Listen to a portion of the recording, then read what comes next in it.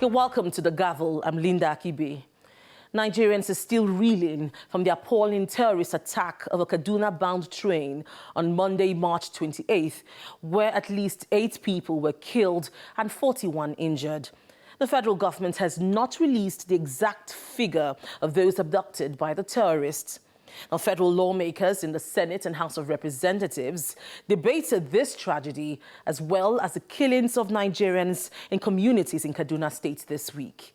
Legislators in the House of Representatives expressed disappointment in the security agencies and called on President Buhari to live up to his responsibilities as Commander-in-Chief of the Armed Forces. The Senate called on the Army and Air Force to, as a matter of urgency, bombard terrorist enclaves and maintain stability in the country. The attack on the Kaduna-bound train on Monday, March 28th, is a long line of terrorist attacks on Nigerians and government properties in the country. Reports say 8 people were killed in the attack, several injured, and an unspecified number abducted by the terrorists. In the last 3 years, there's barely a week where federal legislators in the Senate and House of Representatives do not debate attacks on Nigerians in different parts of the country. Be it banditry, terrorism, communal clashes, armed robbery attacks, or even attacks from criminals in neighboring countries, lawmakers raise motions on the floor, bringing these happening to the attention of the House. The trend continues during Tuesday's legislative proceedings when a senator representing Kaduna Central informs his colleagues of a string of distressing attacks on communities in his state, which climaxed in the attack of a Kaduna-bound train on Monday, 28th March. The train derailed after the first wave of attacks. Grenades and RPG were used. They rained bullets on all the coaches. Some passengers were killed, while many sustained bullet wounds. There are reports that some of the passengers were abducted. While urging the Army and the Air Force to carry out sustained bombardment of terrorist enclaves to flush them out, some senators advocate for state police, which is rather curious, as state police was not included in the bills in the ongoing amendment of the 1999 Constitution. A motion of urgent national importance to the Kaduna Airport and Kaduna-Abuja train attack is also raised in the House of Representatives. Lawmakers want security agencies to be more proactive in their approach and declare total war on the terrorists. Mr. Speaker, Nigeria is hemorrhaging. We are under a serious peril.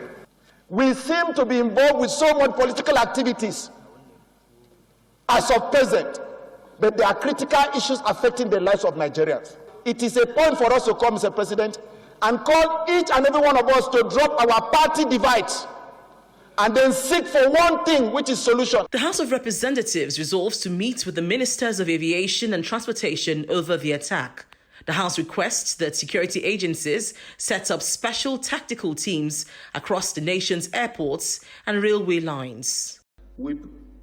On Thursday, March 31st, the attention of lawmakers in the House of Representatives is drawn to attacks by bandits in Birnin-Gwari area of Kaduna State, just days after bandits attacked the Kaduna International Airport, Gidan train station, and blew up a train. Quite a number of times, the Air Force aircraft fighter will come, but I want to assure this House, it will flew left, right, and center as if we are celebrating Nigerian independence. But nothing ever dropped to attack those bandits. Nothing. Is it not possible to close this chamber and join us and say we are not resuming here until the Commander-in-Chief perform his duty? I am not directly accusing him, but the buck stopped at the table of the Commander-in-Chief.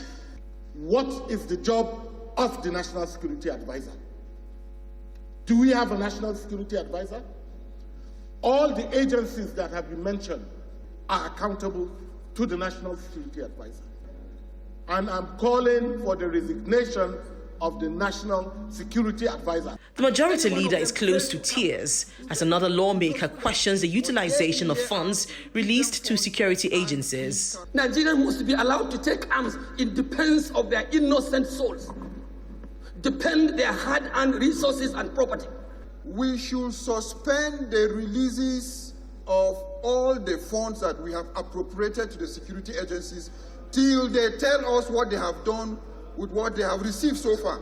Honorable Ahmed Jaha appears to have a grouse with one of his colleagues on his stand on the efforts of security agencies. A member in this floor wrote a letter of commendation to one of the service chiefs that he is doing good.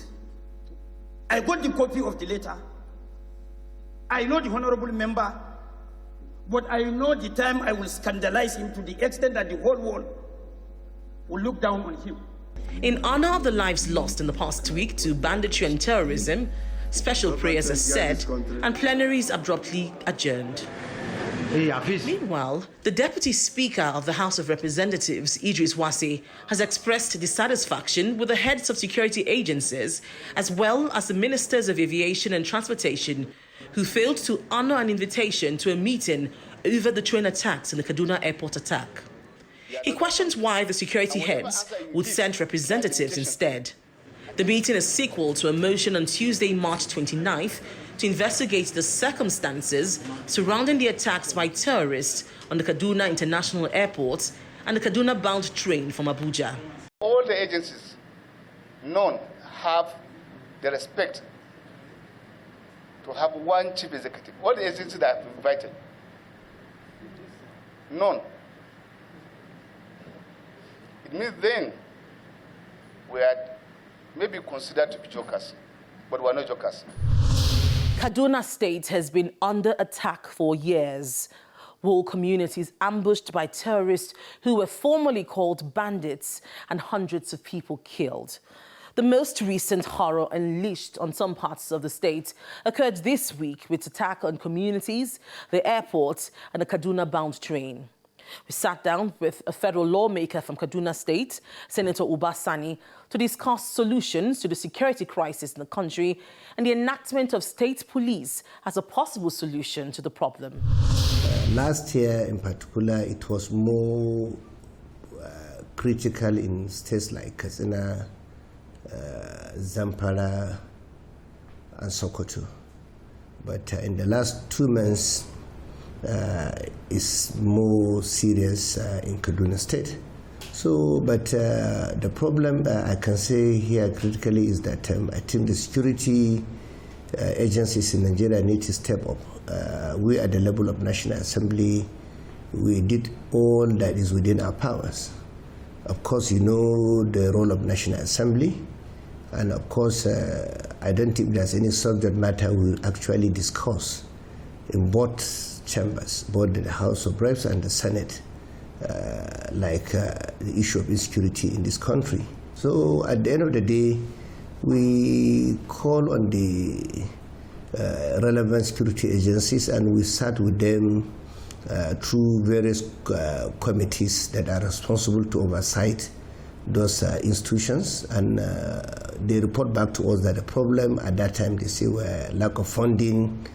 In some cases, they say they need a lot of personnel, they need equipment, but I think the issue of funding was actually resolved because we, at the level of National Assembly, when you look at the budget, it's only the budget that has to do with security that we don't even joke with it. We try as much as possible to ensure that we meet their own demands. We pass a lot of resolutions at the level of National Assembly calling on the executive arm of the government and the security agencies in this country to step up and protect our people. We know the primary responsibility of any government is the protection of lives and property of the citizens. So these are the issues facing virtually everywhere in this country. So at the level of National Assembly, we've done our best. There's nothing we can do other than to continue to insist on the security institutions to do what is right. Now, Senator Sani, some Nigerians have said that these resolutions moved by the Senate and even the House of Representatives to address insecurity are not far-reaching because it appears that resolutions, motions and recommendations for motions are merely advisory. Every arm of the government have their limits.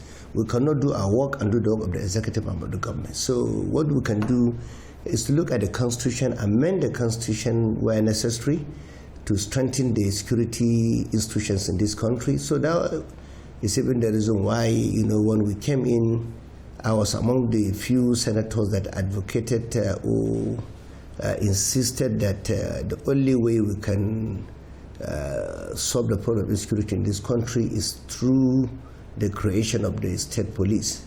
And I sponsored a number of bills to ensure that we have state police in this country. That was the reason why when both houses, the Senate and the House of Reps, set up committees to look into the review of 1999 Constitution, I happen to be a member of that committee.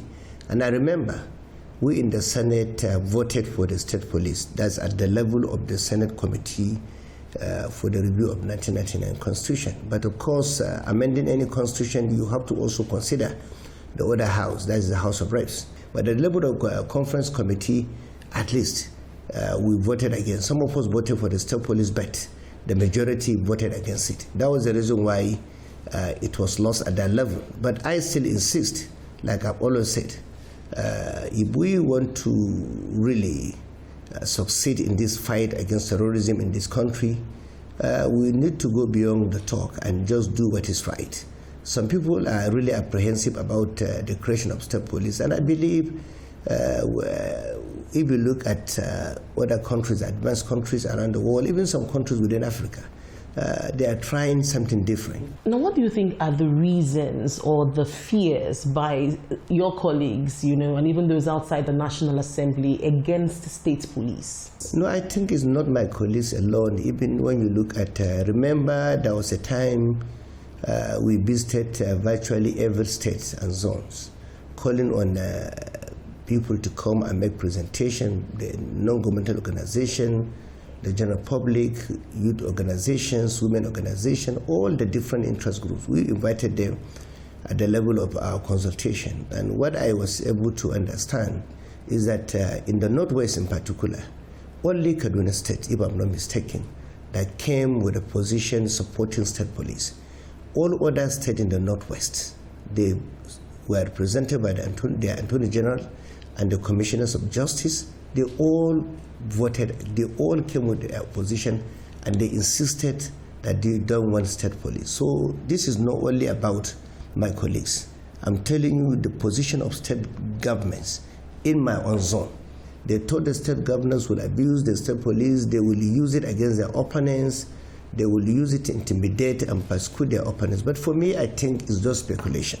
We cannot just say we cannot do the right thing because we are just assuming something bad will happen. For me, when you look at this constitution critically, you realize that the governors already have immunity, so they have enough powers. So why are we afraid of the state police? And of course, if you look at some of us that really sponsor the State Police Act, Amendment Act, in my own presentation, I made it clear that the role of the federal police will still be there and that of the state police. And the requirement to join state police will be the same thing with the requirement to join federal police, state police force, the same thing with the federal police force. So, and I think if you look at it critically, we also made mention that in an event where, or in a situation where there is a conflict of interest, the federal police force will override the state police. That is what's happening everywhere in the world. Is there a possibility that state police can be included, on the agenda for constitution amendment, maybe a second phase? Is it something that you would propose to the Senate? No, I think this is very simple, and I want to urge the people of this country. They don't have to sit down. Some of us in the National Assembly have tried, but the issue of insecurity is this issue that can only be solved when everybody in this country come together. There's nowhere in the world that says somebody, if you have a very credible organization, you cannot also approach the National Assembly for constitution amendment. You can do that. So it's open. I believe I want to call on everybody that really matters and cares about what's happening in this country to join hands with some of us. It can happen, because for me in democracy, I believe we can disagree to agree. Even those that were opposed to state police few months ago, I know some of them are now thinking differently now. They really want to support what we're doing because the situation is really serious. Let's take a look at some other major happenings in the Senate during the week. This is a meeting called by the Senate Finance Committee with heads of government agencies to discuss leakages in the country's maritime sector. The committee is alleging that several companies who lift crude from Nigeria do not pay taxes to the country, leading to huge revenue losses. The committee questions the Navy on its role in overseeing foreign vessels coming into the country and how it ensures that the operators of these vessels do not shortchange the country by way of tax avoidance. The Navy's Director of Operations gives a breakdown of the number of ships loaded with crude oil seized in 2021 and 2022. But committee members are seeking the whereabouts of the vessels and products seized. There is this question. If you have this clearance from NNPC for companies that have been cleared to lift Nigerian crude, then why the theft? Sir, this year, sir. Yes, sir. We have arrested about 13 ships, first quarter 2022. And last year, sir, we arrested 44 ships. And these ships, they were carrying various products. Totaling for last year, they are carrying about 1.6 million barrels of crude oil that we arrested and denied. Some are still with us, some have been disposed of. So who disposed them? EFCC, the master. Prosecuting agencies like EFCC. Disposed all this product? Yes, sir. And where are the money? Through the federal account, sir. The committee's attention then shifts to the finance minister to find out the status of the disposed crude oil handed over to the Economic and Financial Crimes Commission by the Nigerian Navy. The past couple of weeks, we've been working very closely with the NNPC on this challenge that we have of crude oil theft. So they had reported that the Nigerian Navy has seized some vessels with very significant volumes of crude oil. But I'm not aware of how the seized products are handled or how they have been handled so far. Speaking in an interview with Channels Television after the meeting, the chairman of the Finance Committee says there's a lack of coordination among government agencies in the maritime sector on the collection of revenue. We want to know the current status of the vessels. How many of these vessels have been released? How many have been returned? How many have been taken to somewhere else? And if to who? These discussions are expected to continue next Monday as the committee intends to invite the EFCC to find out the status of the crude oil seized from foreign vessels. Meanwhile, the Senate Joint Committees on Trade and Investment, Diaspora and the NGOs held a public hearing to get contributions from critical stakeholders on the amendment of Company and Allied Matters Act 2020. The sponsor of the amendment bill, Senator Ibrahim Oloriegbe, says the proposed amendment is to strengthen the operations of non-governmental organizations in the country. But the Christian Association of Nigeria, CAN, insists that the amendments being sought to CAMA is repressive and would infringe on the fundamental human rights of the group. The Section 839 of CAMA should be set aside. Reasons: it negates Section 46, Section 66B, and Section 40 of the 1999 Constitution. Amnesty International also opposes some provisions in Part F of the CAMA 2020, claiming that some of the measures contained are ill-conceived, disproportionate, unnecessary and discriminatory. But the Registrar General of Corporate Affairs Commission counters opponents of the proposed legislation, saying Nigeria cannot operate in isolation as far as registered corporate bodies are concerned globally. We want to emphasize that Part F of CAMA 2020 still contains overly broad powers and vague provisions and provides for an excessive degree of state control and interference in the activities of any association. The governance structure in most of these organizations are very weak. There is no accountability in most of our religious institutions, in most other organizations. The trustees determine what happens. They determine how these resources are applied without any form of accountability. The Joint Senate Committee is expected to collate all the views presented at this hearing and advise the Senate on the proposed amendments. The Senate has kicked against the increase in tariffs by MultiChoice Nigeria for its pay TV platform and is asking the Federal Ministry of Communications and the Nigerian Communications Commission to come up with a new view model of subscription as against the month-to-month prepaid model presently in place. Pay TV devices and their channels are ubiquitous in many Nigerian homes, offering an array of contents not typically found on terrestrial television platform. But the recent hike in the subscription cost of a popular pay TV service provider, DSTV, is a cause for dismay for several Nigerians and is drawing the ire of federal lawmakers in the Senate. Aware that thousands of pay TV subscribers in Nigeria have bitterly reacted to this development on different social media platforms, ranging from deep shock to pure outrage, with many asking the Nigerian government to checkmate the activities of pay TV service providers in Nigeria, especially in the area of price fixing. Knows once more that Nigerians are demanding that rather than paying fixed rates for packages monthly, pay TV service providers should introduce a subscription model which allows subscribers to pay per view. His motion receives the support of his colleagues. Sometimes someone will pay for the service of these TV stations, but lack of light will not allow, lack of reason will not allow such person to enjoy the service of these television. But yet, once the month reaches, gets to the end, that money goes. They can't do this in many countries. What they do here in this country, they can't do it. They dare not do it in many countries. But here they do it, and they get away with it. So we need to do a good, we need to have a public hearing, really. Get everybody, and also understand in other climes, how are they charging people?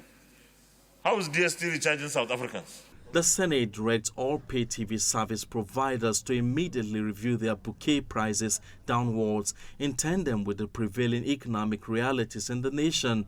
Senate President Ahmed Lawan also creates a 7-man ad hoc committee to probe the tariff hike introduced by pay TV service providers operating in the country. The Senate Committee on Lands, Housing and Urban Development held a public hearing to get contributions from critical stakeholders on the bill to regulate the mode of payment of rent on residential apartments, office spaces and other related matters in the Federal Capital Territory. The Senate had, on the strength of a bill sponsored by Senator Smart Adeyemi, mandated its committee to organize a public hearing on the planned legislation seeking for maximum of 3 months advanced rent payment and monthly payment for old tenants, as against 1 or 2 years being collected by many of the landlords. I have a conviction that tenants in Abuja are worse pressed, and some of the bills that people pay are bills that even though some people can pay, even those who are paying cannot justify the means at which they got what they are paying for. Some critical stakeholders at the hearing say they are pleased with the contents and intent of the bill, as it is a reasonable intervention for the weak and vulnerable in the country. We are pleased with the content and intent of this bill. It is common knowledge that landlords, almost without exception, continue to take advantage of hapless tenants, majority of whom cannot afford the indulgences of such landlords. But the Estate Surveyors and Valuers Registration Board opposes the bill. Section 1 of the bill provides that the bill is applicable to within a Federal Capital Territory. But it's interesting to note that most of the people that the bill seeks to protect are not residents of FCT. They situate in Mararaba, Kano, and all villages in Nasarawa State. The Senate committee is expected to collate all the views at this hearing and present a report to the Senate at plenary. This is where we call it a day on this week's edition of The Gavel. If you have any views on any of the issues discussed, please email us on thegavel@channelcv.com. Thank you for staying with us and see you again next week.